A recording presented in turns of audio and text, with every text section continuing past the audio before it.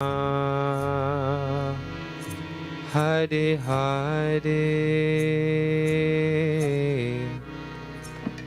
Hare Rama Hare Rama Rama Rama Hare Hare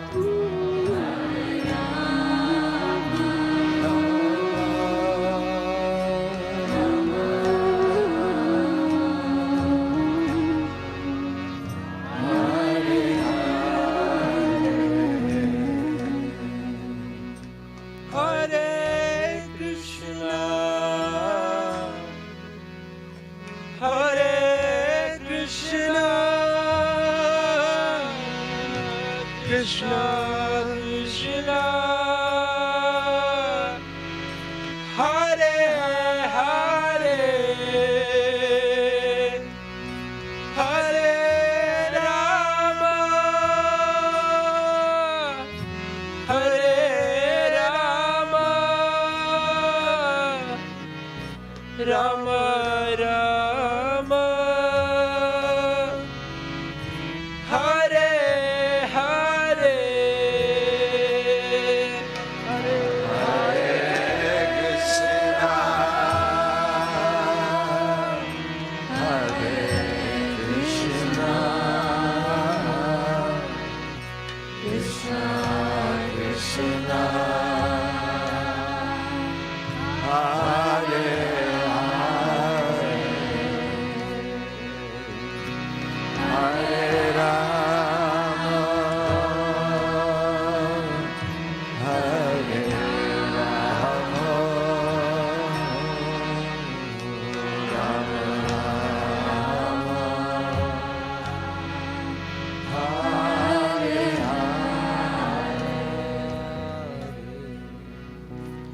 Hare Krishna, Hare Krishna, Krishna Krishna, Hare Hare, Hare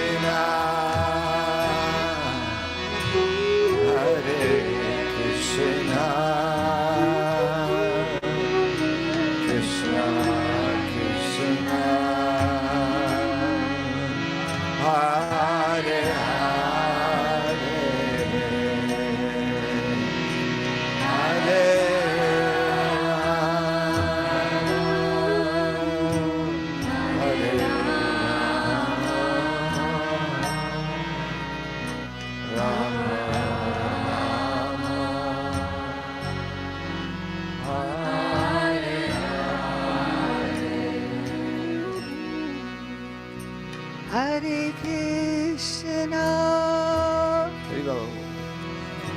Hare Krishna, Krishna Krishna, Hare Hare, Hare Rama, Hare Rama, Rama Rama, Hare Hare. Hare Krishna,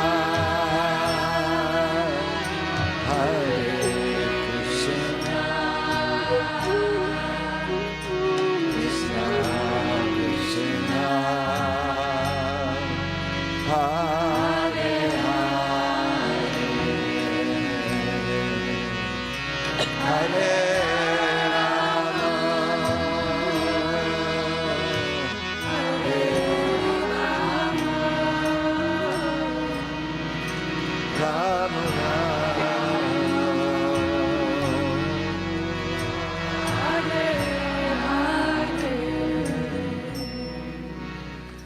Hare Krishna,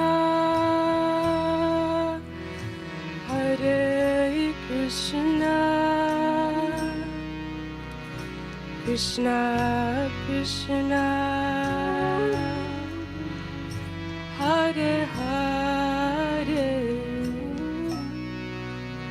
Hare Rama,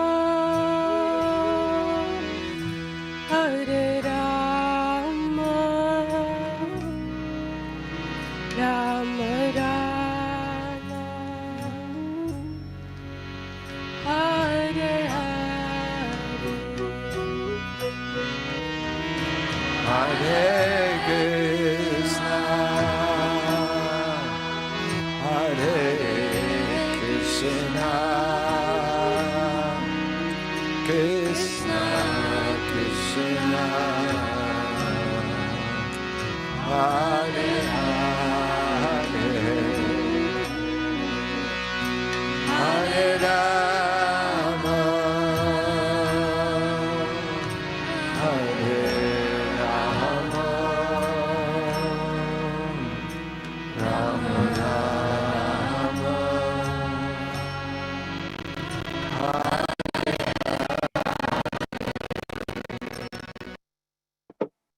Hare Krishna, devotees, please accept my humble obeisances. All goes to Srila Prabhupada. Welcome, devotees, to our morning Bhagavatam class.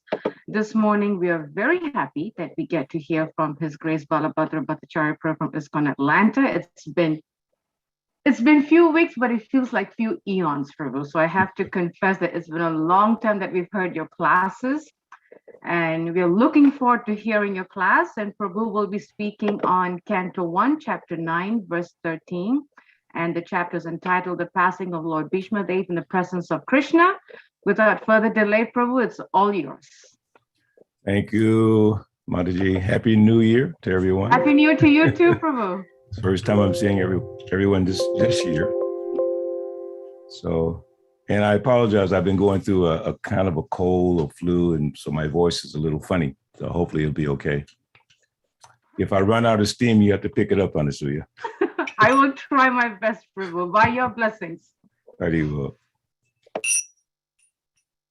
Jaya Radha Madhava Kunja Bihari, Jaya Radha Madhava Kunja Bihari, Gopi Jana Vallabha Giri Bharadari,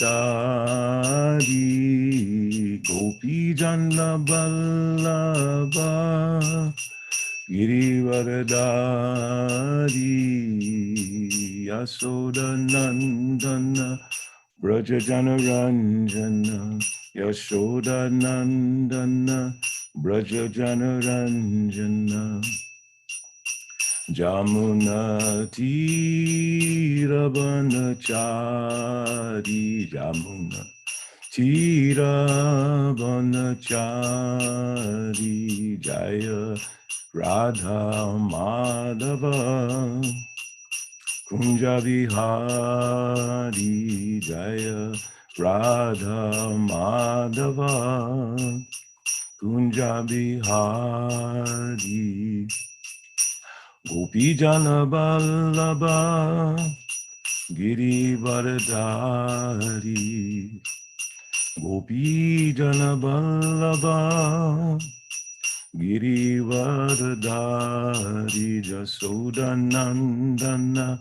Braja Jana Ranjana, Yashodanandana Braja Janaranjana Jamuna Tira Banachari Jamuna Tira Banachari Jaya Radha Madhava Kunja Bihari Jaya Radha Madhava Kunja Bihari Hare Krishna Hare Krishna Krishna Krishna Hare Hare Hare Rama Hare Rama Rama Rama Hare Hare Hare Krishna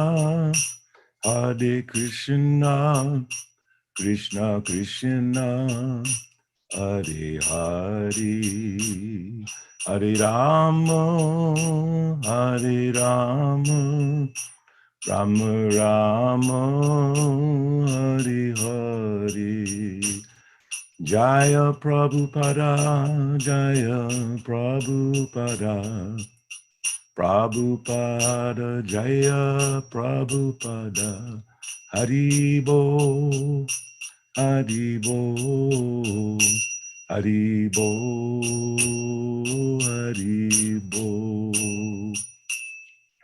Jayam Vishnupad Paramahamsa Paribrajakacarya Astatarasata Srimad His Divine Grace A.C. Bhaktivedanta Swami Srila Prabhupada Ki Jai Jai Nityalila Vishta Om Vishnupad Paramahamsa Paribrajakacarya Astatarasata Srimad Bhakti Siddhanta Saraswati Goswami Prabhupada Ki Jai Ananta Koti Vaishnava Vrinda Ki Jai Namacharya Haridas Thakur Ki Jai Prem Se Kaho Shri Krishna Chaitanya Prabhu Nityananda Shri Advaita Gadadhar Shivasadi Go Bhakti Vrinda Ki Jai Shri Shri Radha Krishna Go Gopinath Shai Makun Radha Kun Giri Govardhan Ki Jai Vrindavan Dham Ki Jai Navadip Dham Ki Jai Mayapur Dham Ki Jai Jagannath Puri Dham Ki Jai Jagannath Baladev Subhadra Maharani Ki Jai Shri Shri Gaunitai Ki Jai Shri Shri Radha Sarat Bihari Ki Jai Shri Shri Radha Madan Mahan Ki Jai Bhakti Devi Tulsi Devi Ki Jai Yamuna Mai Ganga Mai Ki Jai Samveda Bhakta Vrinda Ki Jai Hari Nam Sankirtan Ki Jai Sankirtan Jagna Ki Jai Transcendental Book Distribution Ki Jai Go Premanandi Hari Hari Bol all glories to the assembled devotees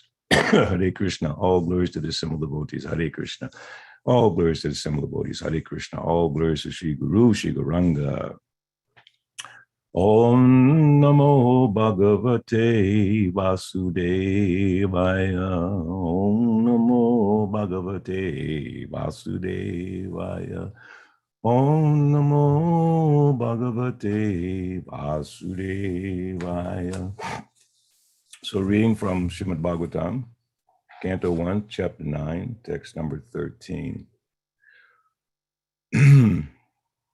Samstite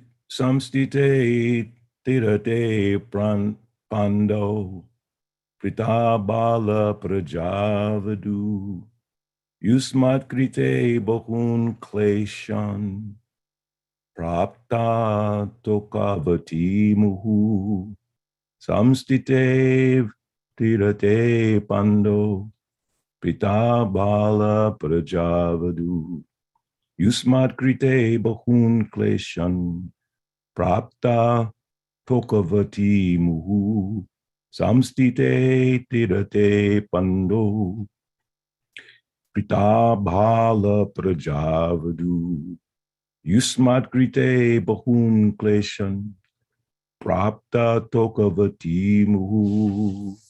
Parikshit Prabhu? Hare Krishna. Haribo. Oh. Right. Samsite tirate pando pritabala prajavadu yusmat krite bahun kleshan prapta tokavati muhu. Hare Krishna. Haribo. Next. Samstite tirate pando prita bala prajavadhu yusmat krite bahun kleshan prapta tokavati muhu. संस्थिते तीरते Pando Pritha बाल प्रचावतु युष्मत कृते बहुन् क्लेशान् प्राप्ता तोकवती मुहु. हरे Hare Krishna. Anyone else? Samstite tirate pando, Prita bala prajavadu, Yusmat krite bahun kleshan, Prapta togavati muhu. Hare Krishna. Hare Bol. Flavia, you want to try? Prabhuji, I'm going to pass. Right, I've been having trouble with my asthma. I actually have Okay. oxygen on right now. Okay, no problem. I'll be thinking about you today and praying for you. Hare Bol. Gita? You still connecting? Hare Krishna Prabhu. Hare Bol. Samthite tirathe pandau pritha bala prajavadihi vaduhu yushmat krite bahun kleshan prapta tokavati muhu. Hare Bol. Actually, today's verse is interesting how it's appropriate to what we're all going through. I can hear from Gita's voice, she's going through some things, and Flavia's going through some things. I'm going through some things. We're all experiencing some of this klesha, some of this suffering. So this is a very good verse for us today to refocus our energies. And Srila Prabhupada will definitely guide us through this difficult time in our lives. So word for word, Samstite, after the demise, Atirate, of the great general, Pandu, Prita Kunti, Bala Praja, having young children, Vadu, my daughter-in-law, Yusmat Krite, on your account, Bahun, multifarious, Kleshan, afflictions, Prapta, underwent, Tokavati, in spite of having grown-up boys, Muhu, constantly. Translation, purport by His Divine Grace, A.C. Bhaktivedanta Swami Srila Prabhupada Ki Jai. As far as my daughter-in-law Kunti is concerned, upon the great general Pandu's death, she became a widow with many children, and therefore she suffered greatly. And when you were grown up, she suffered a great deal also because of your actions. Purport.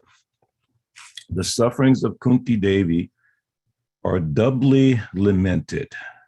She suffered greatly because of early widowhood and to get her minor children brought up in the royal family. And when her children were grown up, she continued to suffer because of her son's actions. So her sufferings continued. This means that she was destined to suffer by providence.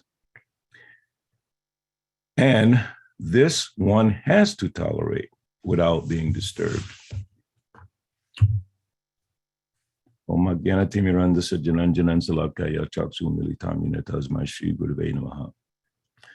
Sri Chaitanya Manopistam Stapitam Yena Bhutale Swine Rupagadama Yatadate Swapadantikam. Jai Shri Krishna Chaitanya Prabhu Nityananda Shri Advaita Gadadhar Shivasi Gopaktavinda. Hare Krishna, Krishna Krishna, Hare Hare, Hare Rama, Rama Rama, Hare Hare. So as I said, this verse and purport are very appropriate to our situation, not only today, but within our existence in this material world. Because the material world, as Srila Prabhupada uses the phrase, is certified, dukkhalayama shashvatam. It's temporary and full of misery. And the best example, well, let me not say the best, but a very good example that helps us understand our condition is the one that I love to give that Prabhupada explains so beautifully. Actually, prior to Srila Prabhupada, or me hearing that explanation from Srila Prabhupada, I never thought of it in this way. But he gives the example of the prison house, which is so appropriate.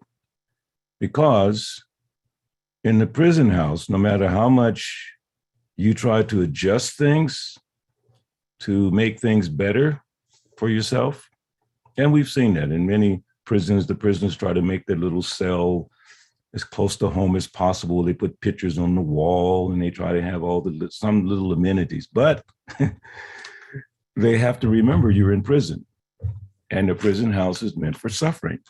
It's not meant for enjoyment. Although there are some aspects of enjoyment. They let them go out and play basketball and baseball, and sometimes they have televisions and even access to computers, but they should never forget where they are. And that not forgetting where they are, in some cases, becomes the motivation to get free from that situation. In other words, never wanting to come back to that situation. Foolishly, some prisoners, they become attached to that environment, because in that environment, they don't have to worry about food and shelter, and everything is provided. So they think, oh, I'm happy now. So that is the foolishness of this material world. The momentary relief from suffering is identified as enjoyment. It's like, I'm going through this cold, but every now and then I feel okay. But then I remember, oh yeah, that's what it is. Like right now, I'm being with all of you, I feel better. I feel so much better. Just seeing all of you and just seeing your names, not even seeing your faces and hearing your voices. It's just so pleasing. So then I forget the little suffering, but then it comes back. But in the mundane world, it's like the example of the dunking stool, the idea of the dunking stool. I think that was during the colonial days or whenever. It's a form of punishment. And they put you on this kind of sitting apparatus and they dunk you in the water. And then, of course, if you're in the water, you're suffering because you can't properly breathe. So the person's suffering while he's in the water. And then when they bring him up, he goes, I'm enjoying now. And then again, back into the pool. And they do this repeatedly. I think now they have something they call the waterboarding. It's a form of torture that they use in the military. They capture a criminal, or not criminal, but they capture an opponent from a different country or whatever, like a terrorist. And they put them into a situation and they put a cloth over their head and they pour water like anything. And the person just can't breathe and it's great suffering. And they're trying to extract information from that person. And then when they take the cloth off, he's thinking, I have some relief. But in this material world, no matter how we try to adjust everything to make it more comfortable, in spite of the suffering remains. Dukkhalayam ashasvatam. There's nothing we can do about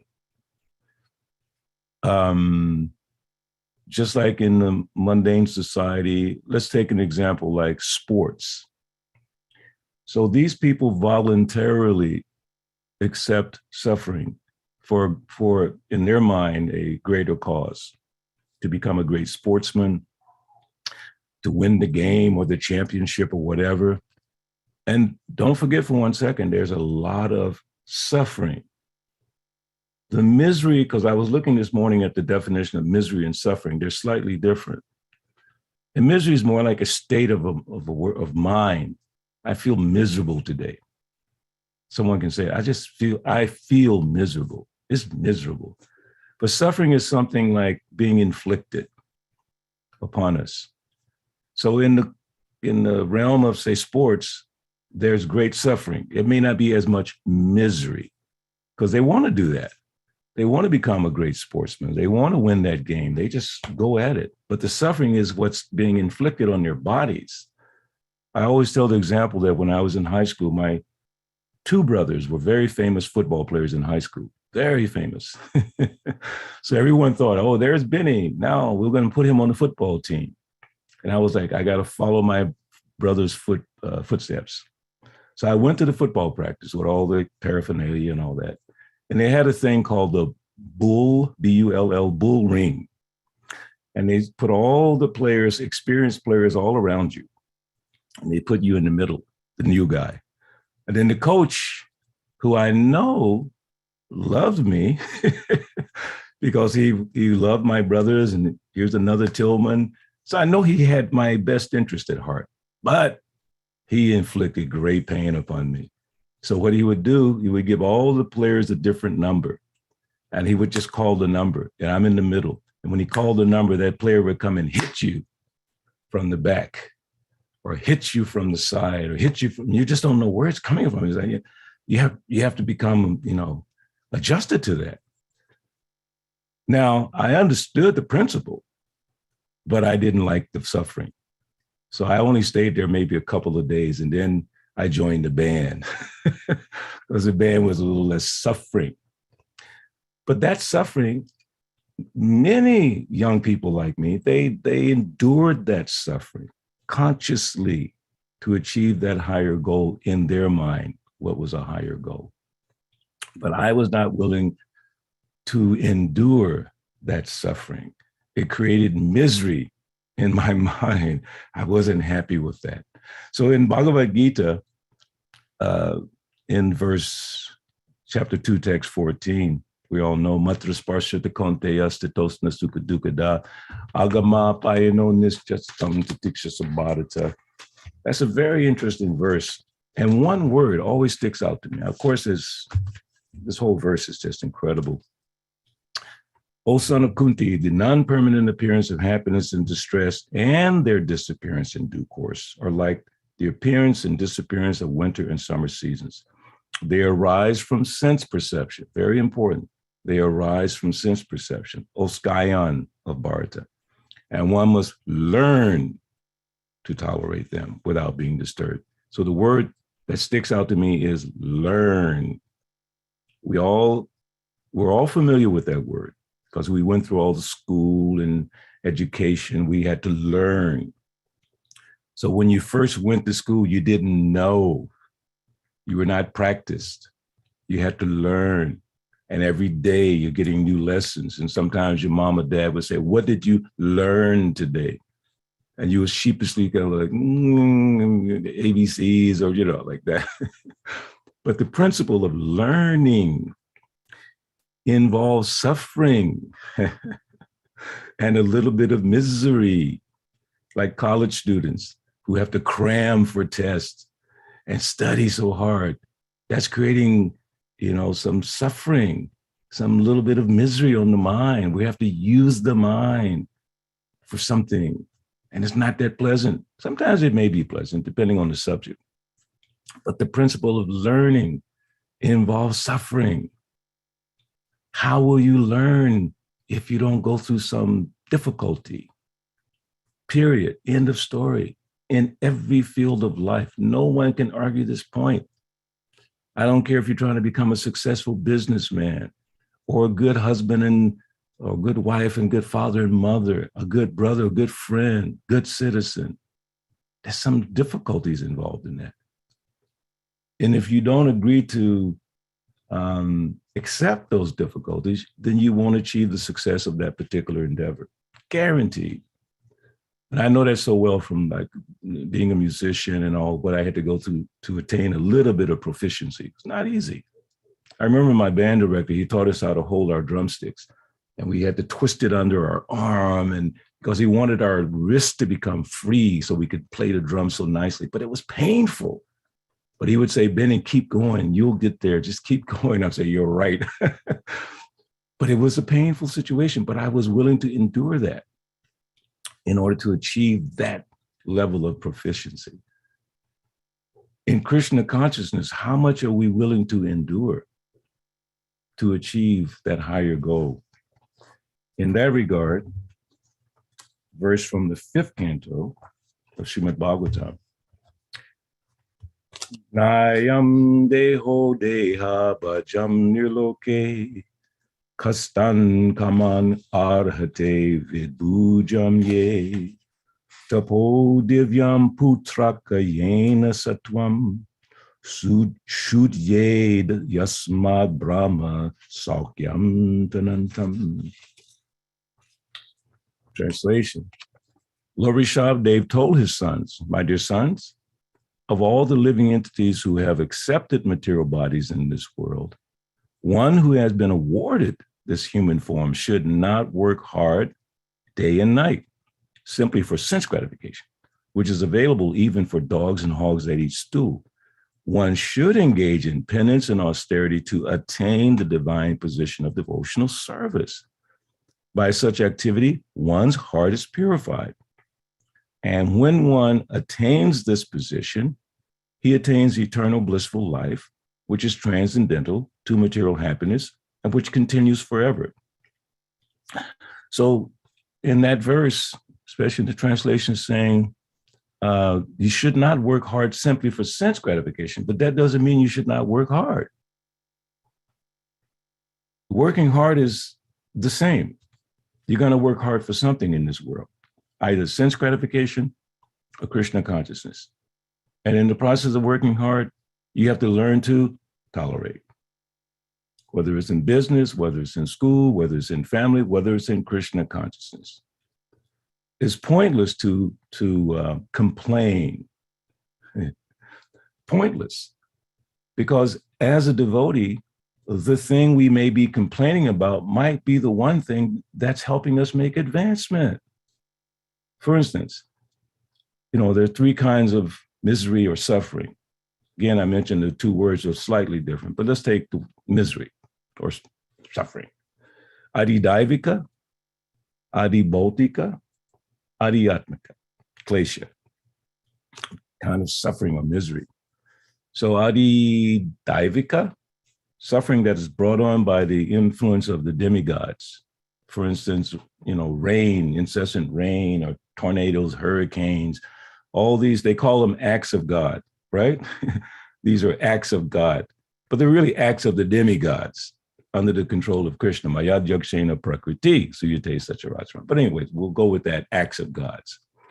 So then that is one form of misery. The other one is the one that we really don't like very much, adi-bhautika, or bhautika, other living entities causing us pain. Mosquitoes, as Prabhupada would say, or other human beings who come into our lives. Let's take that particular one, adi-bhautika, for a second. Someone causes you anxiety. They call you bad names. It's like when I grew up in the 50s and 60s as an African American, at that time known as a Negro, there were so many bad names called to us and said to us, we all the N-word and all those kinds of things. And it was not very pleasant to go through that, to have other human beings looking down on you because of your color or because of your gender, whatever. It's very painful. That's pain caused by other living entities.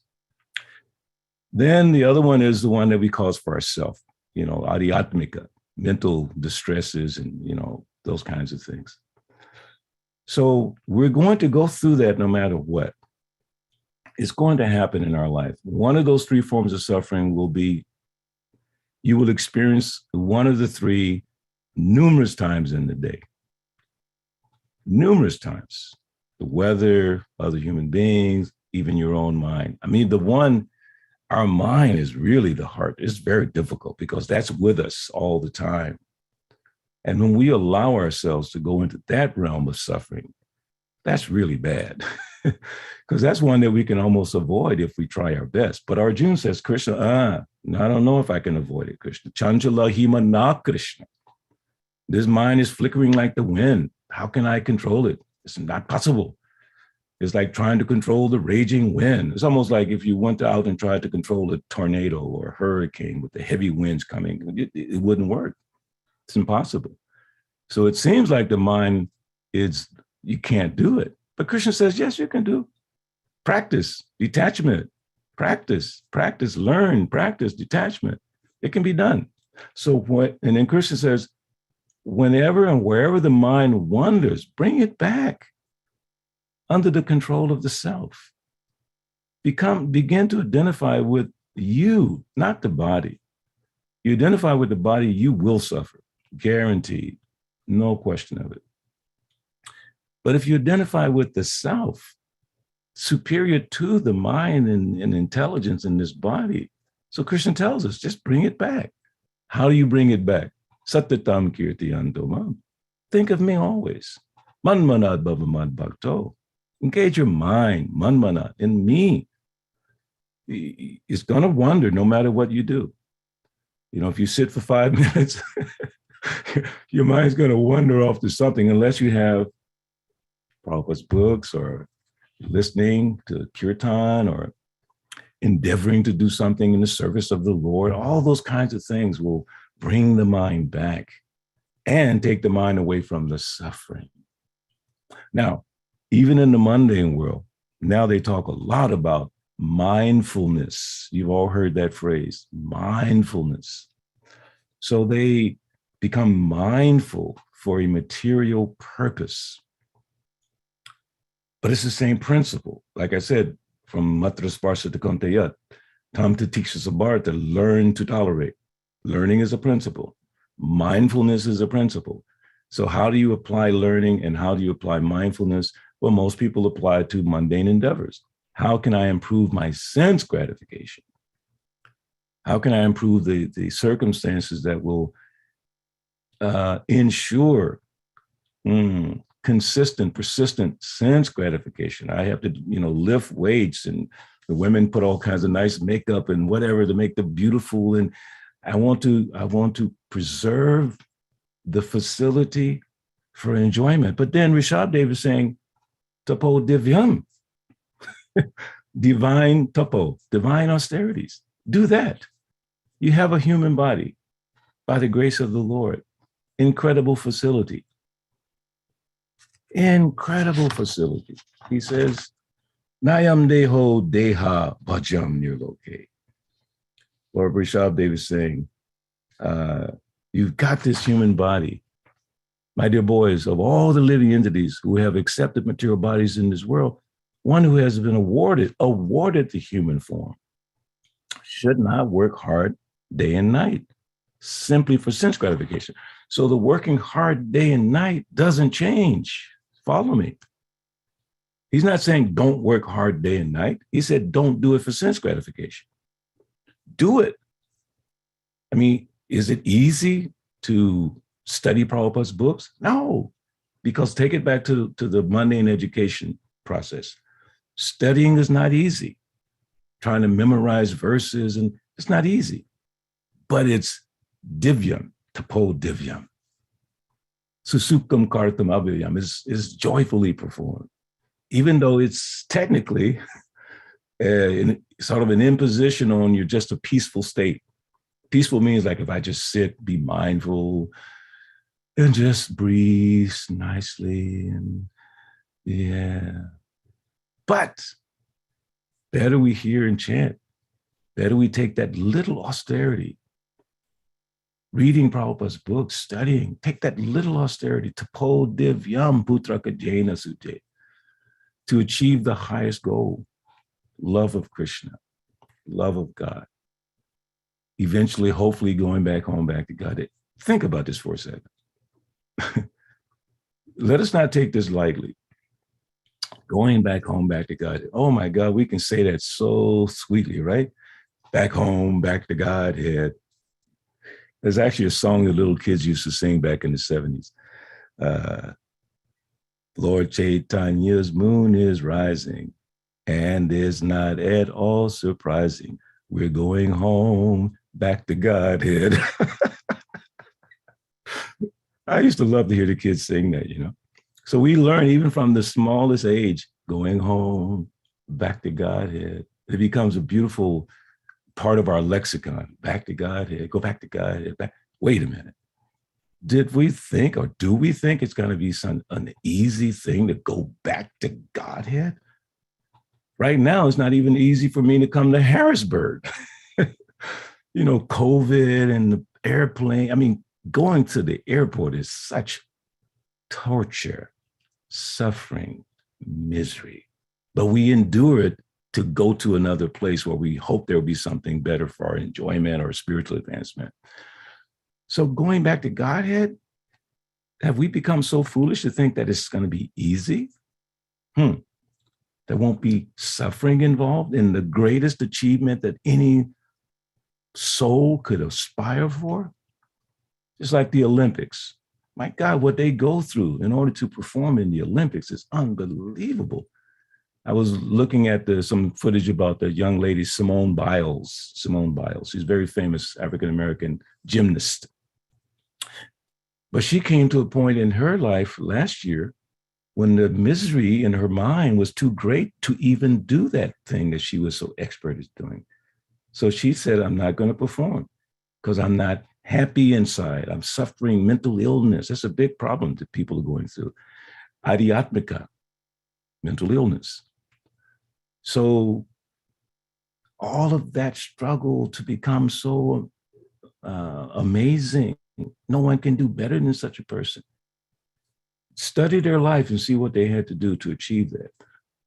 So we think we're going to just go back home, back to Godhead, just by casually performing devotional service. Tapo divyam, divine austerities. This is divine stuff that we're dealing with.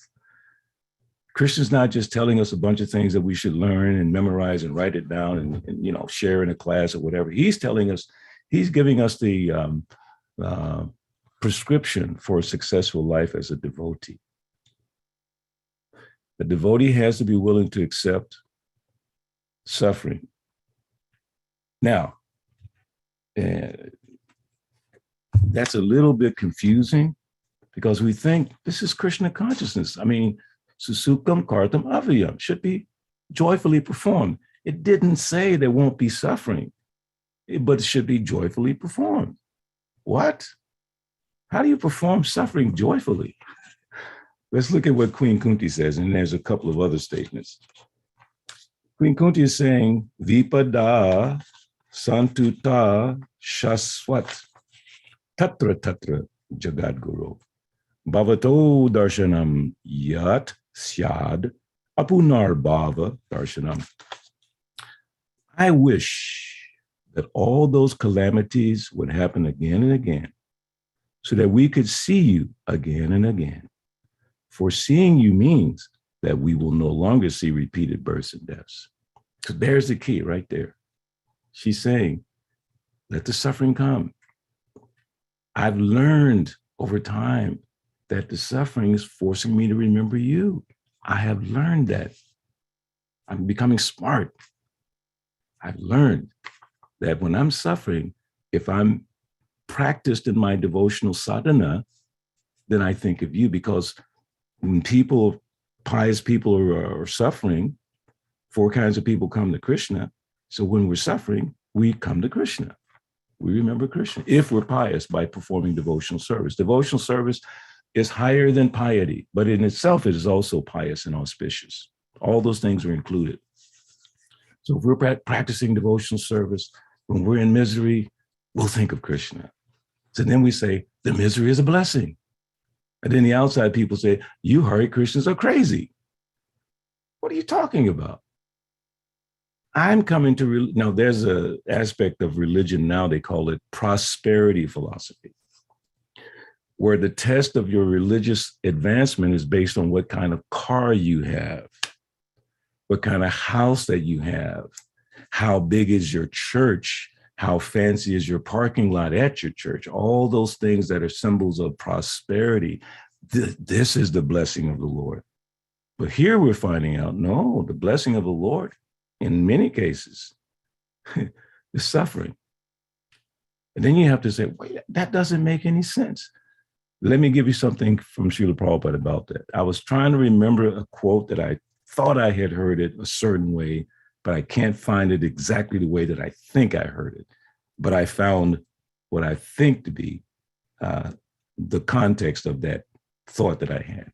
I just remember Prabhupada saying it a certain way, but I cannot find it, so I can't quote it like that. But let me give you what he does say.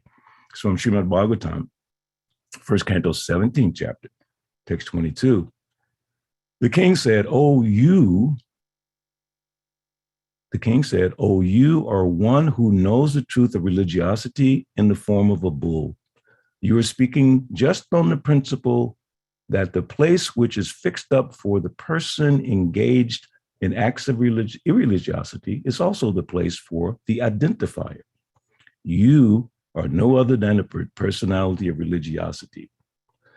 A devotee's conclusion is the purport. A devotee's conclusion is that nobody is directly responsible for becoming a benefactor or mischief monger without the sanction of the Lord. Therefore, he does not identify anyone directly responsible for such action. But in both the cases, he takes it for granted that either benefit or loss, it is God sent. And as such, it is his grace. In case of benefit, nobody will deny it being God sent. But in case of loss or reverses, it becomes doubtful how the Lord could be unkind to his devotee as to put him in great difficulty. Jesus Christ was seemingly put into such great difficulty, being crucified by the ignorant, but he was never angry upon the mischief mongers. That is the way of accepting a thing, either favorable or unfavorable, by the devotee. And as such, for a devotee, the identifier is equally a sinner, like the directly mischief monger. And this is the way Prabhupada kind of puts it into context. As God's grace, the devotee tolerates all reverses upon him, and Maharaj Parikshit observed this particular symptom of a devotee in the form of a bull, and therefore he could understand that the bull was no other than the personality of religiosity himself. And then finally, in other words, a devotee has no suffering at all, because the so-called suffering is also God's grace for a devotee who sees God in everything. I'll read it again. In other words, a devotee has no suffering at all, because the so-called suffering is also God's grace for a devotee who sees God in everything. So that's the context. That is the freedom that we're looking for, freedom from the suffering. Freedom from suffering doesn't mean have a nice heater when it's cold, have a nice air conditioner when it's hot. That's just the actions of this body. As Srila Prabhupada said, happiness and distress is based on this body. The same water that people just spend money to go jumping around in and enjoying in the summertime becomes a source of misery in the wintertime. Same water. What's the difference? It's the same water. It's just the touch of the skin. So all this happiness and distress. So devotee's not interested in it, but the devotee recognizes it, sees it, and then uses it. Uses the so-called happiness and distress to enhance his or her devotional service. That's what we have to learn. And then another really nice statement that we've heard so many times from the Bhagavatam. Tatenu kampam su samikshamano bhunjana evatma kritam vibhakam ridvag vipurbhir vidadan namaste jiveta yo mukti pade sadhaya bhak. So, my dear Lord, one who earnestly waits for you to bestow your causeless mercy upon him, all the while patiently suffering the reactions of his past misdeeds and offering you respectful obeisances with his heart, words, and body, is surely eligible for liberation, for it has become his rightful claim. So patiently enduring the sufferings of this world, not blaming the situation, others, enduring it. It's there. You can't say it's not there. It is there. Adidaivika, Adibhautika, Adiatmika, it's there.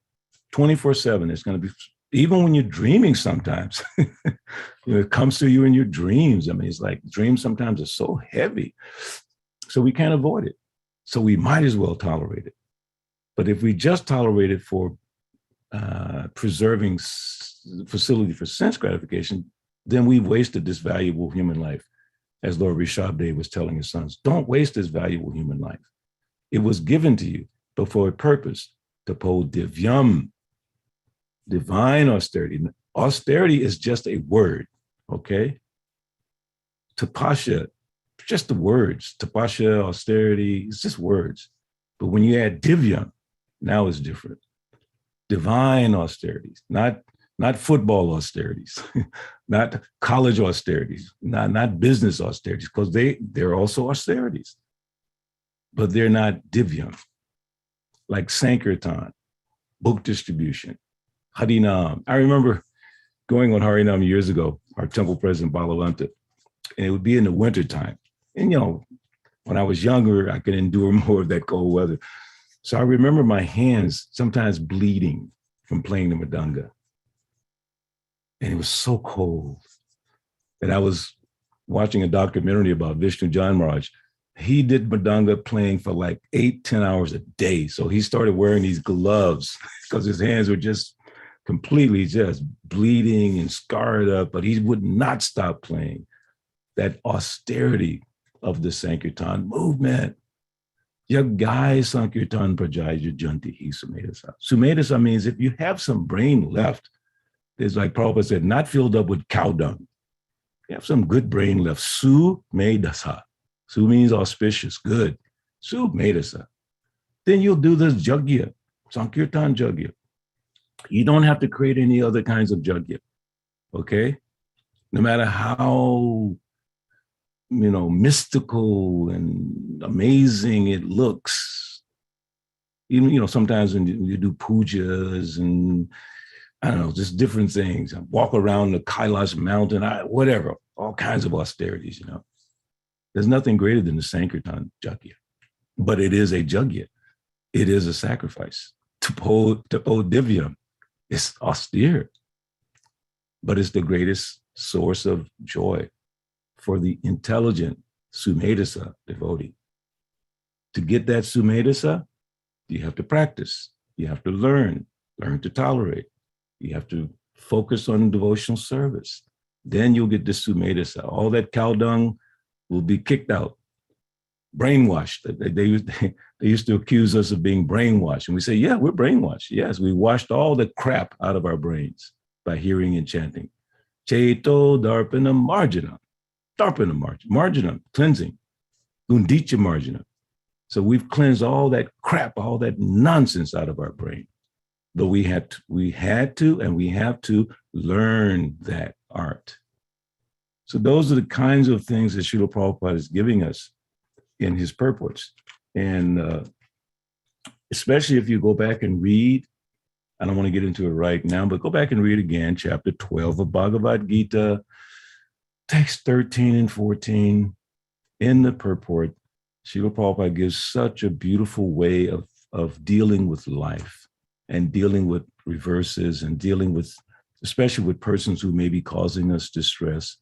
He said, devotee does not become his enemy's enemy. A devotee thinks that I am suffering due to my own past misdeeds. And the Lord is so kind that he's only giving me a minimized portion of the suffering. He could give the full weight, but he doesn't. He's so merciful. Therefore, the devotee goes on suffering. Sometimes they call it suffering in silence. But the devotee is really relishing the so-called suffering because, as Kunti Devi is telling us, it's a chance to remember Krishna, to remember that this is Dukkhalayama Shasvatam, this is a jailhouse. Suffering is always there. So let me think of the Lord. As Draupadi, she was also known for what she was suffering. Her suffering was interesting. No one was hitting her or stabbing her or shooting at her. They were trying to disrobe her. And for a woman to be disrobed publicly, great suffering, great suffering. So they were trying to pull the sari, and she was trying to hang on to the sari with whatever ability she had, to see it put it in context of your own life. We're trying to solve our problems. We're trying to, deal with this and deal with that, trying to hang on to our sorries. And then she realized, I can't do it. The odds are against me. Look at all these powerful persons. How can I deal with that? So she threw her hands up. Hey, Govinda, I put it on you. In Christianity, that idea of Draupadi, letting go. So they say, let go and let God. So we have the same principle. Let go, let Krishna. Just keep depending on Krishna. And then everything will be adjusted properly. But we should not forget that this material world is a place of suffering, but that suffering is, as Prabhupada said, in other words, a devotee has no suffering at all, because the so-called suffering is also God's grace. That's the principle. It's God's grace for a devotee who sees God in everything. So with that, I'll stop and hopefully can have a little discussion. Thank you very much. Srila Prabhupada Ki Jai. Thank you so much, Prabhu. It's so nice to hear our classes again after such a long time. And it's so nice to hear so much nectar, so much points for us to reflect on and meditate on. If there are any, it's really, really nice. If there are any questions from devotees, any clarification, comments or even takeaways, please do jump right in. I know some of us have a little cough and a cold.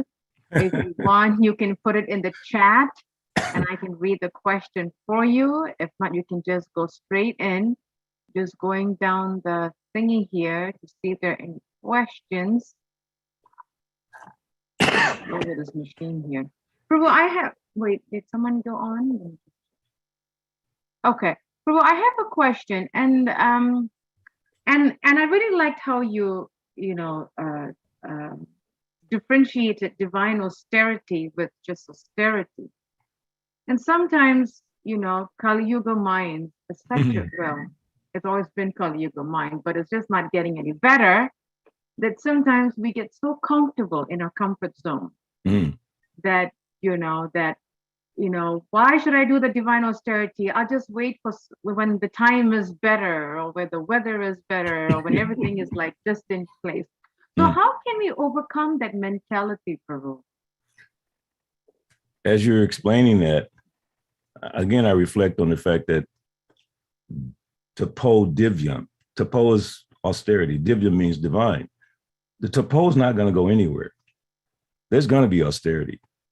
The choice we make is to make it divine. How do you make austerity, which is part of life, divine? You do it for Krishna.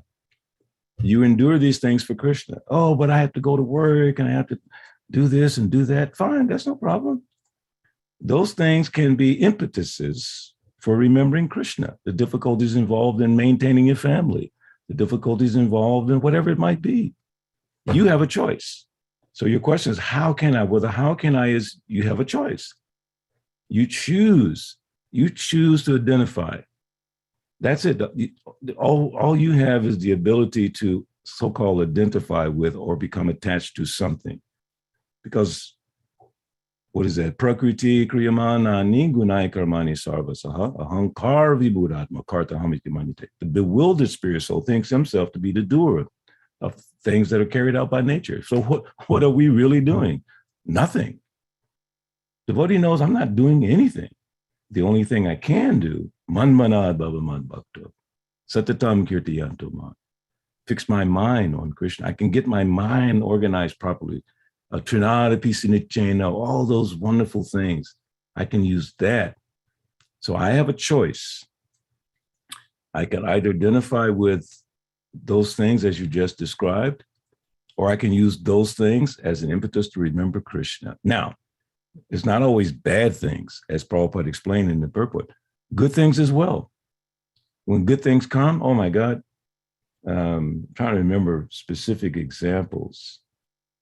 Just as an example, suppose a devotee gets a major inheritance of millions of dollars and they're not experienced in Krishna consciousness. That can take them away. And I've seen that happen in the past. A good thing comes and they get distracted. Bad things come and they get distracted and they go away from Krishna consciousness. Srila Prabhupada many times points that out. You can hear it in his lectures. He's saying some devotees have gone away. And this is during the time of Srila Prabhupada, in the presence of Srila Prabhupada. Devotees could not remember tapo divyam. They just saw the tapo, the austerity, and it was too much for them, and they went away. Intelligent devotees like Vishnu John Swami, and of course your spiritual master Bhakti Tirtha Maharaj. You know what Prabhupada said? I've heard this described.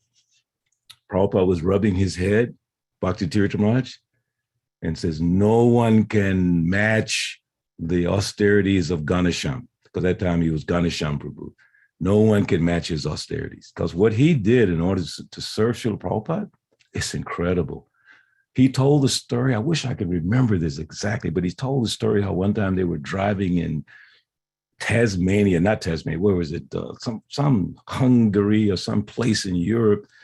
And they were so tired and they had some accident where they hit somebody or something like that, some car accident or something. They was just like struggling to go and preach and go to these universities. And he's an African-American guy in deep parts of Europe.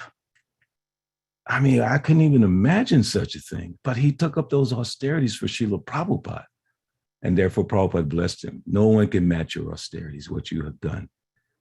And that's true of many of the devotees to this day who are taking up these austerities. So it's a conscious decision, honestly. It's a conscious decision, which we make every day. We can choose to be miserable. We can choose to be blissful. Let me change that phrasing. We can choose to identify with Krishna consciousness and become blissful, okay? That bliss is not your priority, prerogative, or no, it's not your property.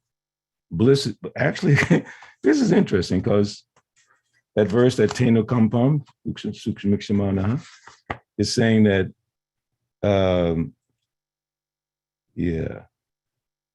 you respectful obeisances with his heart, words, and body is surely eligible for liberation, for it has become his rightful claim. That's a very interesting phrase, the rightful claim. So the bliss, the joy, that comes from Krishna. It's almost like the Dami Buddhi Yogam. All these things come from Krishna. And we just continue to serve him. He's telling us, Manmana Mavamad Bhakto. Just engage your mind in me. That's all I'm asking of you. So when those situations come, we should choose to remember Krishna. We should try to refocus our energies in the service of Krishna. Remember the words of the spiritual master. Remember the words of the acharyas, and that will bring us back into focus. That's at least from my perspective. That's how I try to practice as much as I can, because my mind wanders all the time. It's just here and there, and I just try to bring it back and give it some focus, some purpose, some meditation on Krishna or Srila Prabhupada. So I hope that helped a little bit. Yes, Prabhu. Thank you so much. I think I see something in the chat. Okay.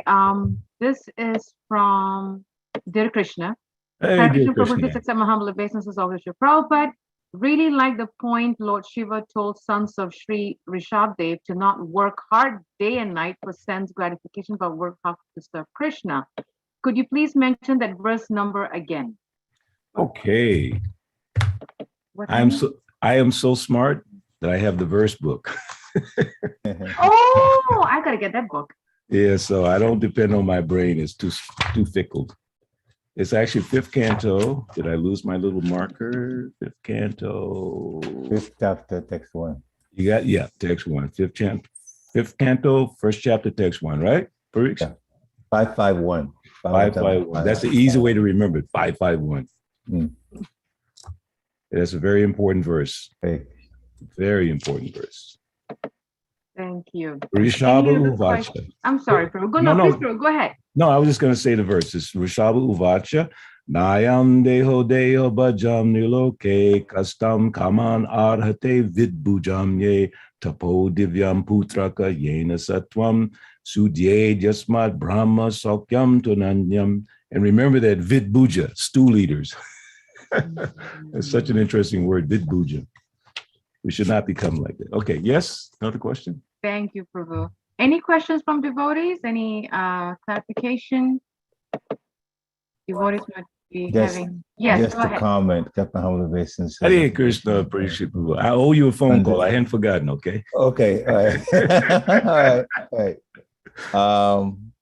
No, just as you were reading this particular text, Srimad Bhagavatam, Canto 5, Chapter 5, Text 1, I remember in many lectures, Srila Prabhupada would stress the third line. Tapo Divyam Putraka. Really with a lot of enthusiasm, a lot of force, he says that. Yes. We know that divine austerity is very, very much what we should be about. So I'm glad you stressed it so much, this particular text. Thank you very much. In this particular lecture. Sorry. Yeah, you're absolutely right. That Tapo Divyam Putraka. Let's look at that word for word real quick. Tapo Divyam. Of course, he said Vidbujam, stew leaders. Tapa, austerities and penances. And, you know, just think about it for a second. Without Divyam, it's just austerities and penances. That's it. Like I mentioned, you know, the Olympic athletes, you know, whoever it is, it's just austerities, penances. That's not spiritual. Divyam, divine. That changes the whole equation. Putraka, my dear sons, putras. So Rishabdev is telling his sons, how many he had? 100 sons, right? I think 100 sons. And he's telling them, he's instructing them, don't waste your life. He could have said, pursue sense gratification, you know, become successful. He said, don't waste this valuable gift. This is a gift that's been given to you. Don't waste it. So it's really powerful. Thank you so much for bringing that again, Prabhu, because it is one of those essential verses you have to know in Krishna consciousness. Now, I don't have a great memory, so, you know, I depend on the verse book and things like that. But one thing I do have, I know where things are. And I highly encourage the devotees to make it a practice along with memorizing, because the memory is fickle, sometimes there, sometimes not. But you have to know where things are. It's like now we all have, say, a cold or, you know, bodily aches and pains.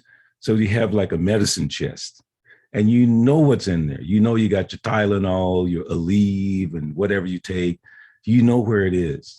You don't know what it's made of, really, you just know where it is, you know what it does. So we should know where the things are in these books. Maybe you can't remember 50 verses or even 20 verses, but you should know where the verses are. This is our medicine, okay? And if we don't know where the medicine is and you're sick, it's very bad. So I highly recommend that, along with trying to memorize, because sometimes, you know, you can't remember certain things, know where these things are in the books and go to them when you need them. They're there to help us. Very, very powerful. So thank you. Thank you, Prabhu. Yes, yeah. Mother Gita. Hare Krishna, please accept my humble obeisances. Haribo, Gita, accept my obeisances on Prabhupada. You sound better now. You sound a little bit better. Thank you. Thank you, Prabhu, for the nice lecture. I really appreciate the point that we should know where the verses are. That was a very strong point for me, and I'll take that to heart. Thank you so much. Thank you. Yes. I mean, that's something that's very important to me. Like I said, the memory, like Prabhupada himself, sometimes he would say, my memory is becoming old. I cannot remember such and such verse, several times in classes. That's another good point. He's so humble. He admits that he can't remember. Sometimes we're so proud that we try to, you know, smooth over it. No, memory is not yours, right? Who knows the verse? Memory is not ours. Where does it come from? Who knows the verse? Bhagavad Gita 15:15. See, that's one that I remember. Sarvasya chaham ridishani visto, mata smritir gyanamapornam cha, vedaischa savar aham eva veja, vedanta krit. So that's all coming from Krishna. Memory, forgetfulness, it's Krishna. So don't think that we can control it. But again, we should know by study where these things are and take notes so you don't, you know, you don't get lost. Like my temple president Balabhadra told me many years ago, He said, if you get a realization, you don't write it down, you will forget it. If Krishna blesses you, the Dami Buddhi Yoga with something, some realization, write it down. And then remember where you wrote it down so you can go back to it when you need it. So it's very, very important. Prabhu, I like the point that you said, to know where the verses are. Can you give us some tips of how to know the verses where they are? And it's true, the mind, like when you were talking about the memory, I didn't quite know the Sanskrit, but I knew that it was something to do with, memory. I mean, forgetfulness and remembrance come from the Lord. So how do we start putting, how do we learn to know where the verses are? Write them down, the numbers. Write them down. I mean, because, the mind, the memory, all that stuff is under Krishna's control. So we use all the mechanisms. For me, it's like writing things down. I have so many notebooks. I have notebooks from my brahmacharya, bhakta days, things that I wrote down, because I know I'm going to forget something. And then I say, okay, that verse that, of course, Preakshit and I were resonating on that verse from Bhagavatam 551. Because not only 551, but that whole segment of Rishabdev's verses, wow, you got to know that those things are there. And then in the Bhagavad Gita, you've got to have some verses that you can go to, but you need to write them down. If you just depend on your memory, some people have really good memories, but I don't. So I'm always writing down and I have like all kinds of little markers in my little book and just going back to them. I learned a secret from Hridayananda Maharaj. I used to like underline things in Prabhupada's books with ink pens. And he said, maybe that's not the best idea. What I would suggest if you're going to do that, because I asked him, should you be writing in Prabhupada's books? Because I saw some devotees' books are just marked up like crazy. So he said, if you're going to do that, use a pencil. And I was like, that's interesting. He said, the logic is you had a realization that day, but later on, because of your devotional service, your realizations increased or you had a different realization. So you may want to erase that one and move it to another place. I was like, that's kind of interesting, He's saying just be conscious, because as you make spiritual advancement, the Dhammi Buddhi Yogam, Krishna reveals things to you. It's important to know that verse. I forget the number, but that verse. What is it? Tesam satatayuktanam, bhajitam priti purvakam, the Dhammi Buddhi Yogam tam, yenamamupiyantite. So powerful. Bhajitam priti. Maybe I can't even remember the whole verse, but I remember that. Bhajitam priti. Priti means love. Bhajitam, devotional service. So again, knowing where these things are, writing them down, even more important, engaging those things that you learn. What is it? Jnana, Vijnana. So we learn a lot of things through Jnana, but they become wisdom when we apply those things. So that's another point, honestly, Prabhu, that by applying what you're reading, it becomes, what's the word I'm looking for? Solidified. For right now, that's the best word I can think of. It's solidified in your thinking. It becomes part of your thought process, how you deal with life. And in the secular world, Dr. Stephen Covey called it the paradigm shift. You change the way you look at the world. We call it Shastra Chakshusha, seeing everything through Shastra. They call it paradigm shift, seeing the world differently. We do see it differently. We see it through Guru, Shastra, and Sadhu. So we start seeing things like that. So when you start applying what you read, it becomes wisdom. It becomes part of your thinking. It's no longer artificial. You immediately refer back to those things. You can immediately refer back, but you may not have total memory of the whole sloka and word for word, but you know where it is. You know what it means. You've been applying it, and it's wisdom. And when you share wisdom with people, it's much more powerful. I know that to be a fact. I mean, it's just like when I hear the wise discussions of devotees based on experiences and applying this philosophy, it just has deep impact in my life. I can remember so many lectures from so many devotees, especially Bhakti Tirtha Maharaj, Hridayananda Maharaj, Jayapataka Maharaj. Jayapataka Maharaj said something one time about suffering that was so powerful. He said, Krishna gives you so many tests, and then another test, and then another test. Then he said, one day he gives you a big test, and then no more tests.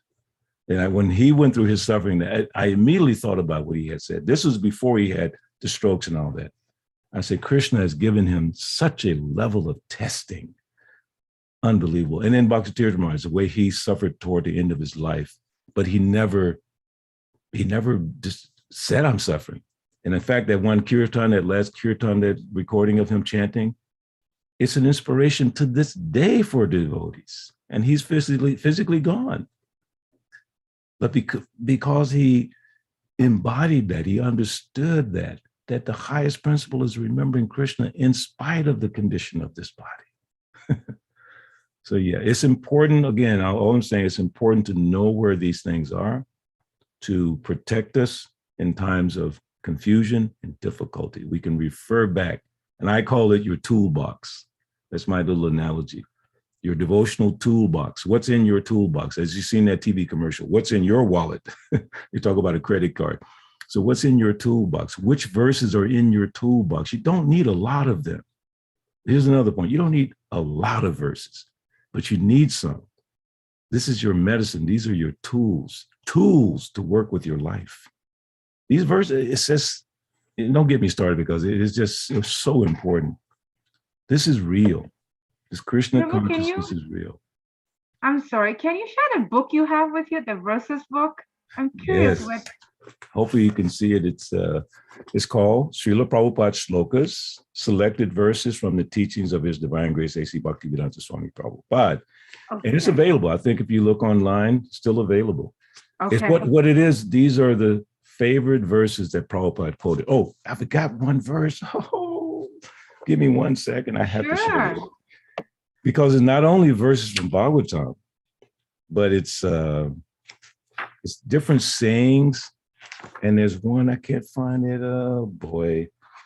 What it is, it says, Bhajan Kara, Sadhana Kara, Mukti Janle Hoy. And that says, whatever you have done in life will be tested at death. And Prabhupada quoted that one all the time. So this book has Niti Shastra from Janakya Pandit, Bhagavatam, Bhagavad Gita, Chaitanya Charitamrita, other acharyas. It's an incredible resource. It really is. It will help you a lot. I'm going to find that book. Thank you so much for such an enlivening, informative, food for thought, a lot of stuff, Prabhu. Thank you so much. And again, it's so nice to hear your classes again. Looking forward to this. And we thank the devotees for joining us this morning. And I know that we have our spring kirtan coming up, and my daughters told me that they reached out to you. Yeah, she's messed up my life because now I can't stop. I can't stop thinking about it.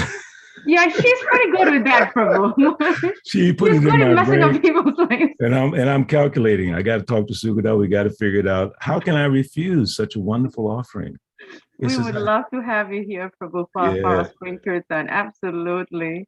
Yeah. And we thank the devotees also for joining us this morning. Vanchakaf Vivyascha, Kripasundavevacha, Patitanam Pavanebhyo, Vaishnavebhyo Namo Namaha, Srila Prabhupada Ki Jai. Everyone, thank you all so much. Thank you again, Balabhadra Prabhu. Thank you. Everyone be safe. Take care of yourselves. Haribol. Hare Krishna. Hare Krishna. Haribol.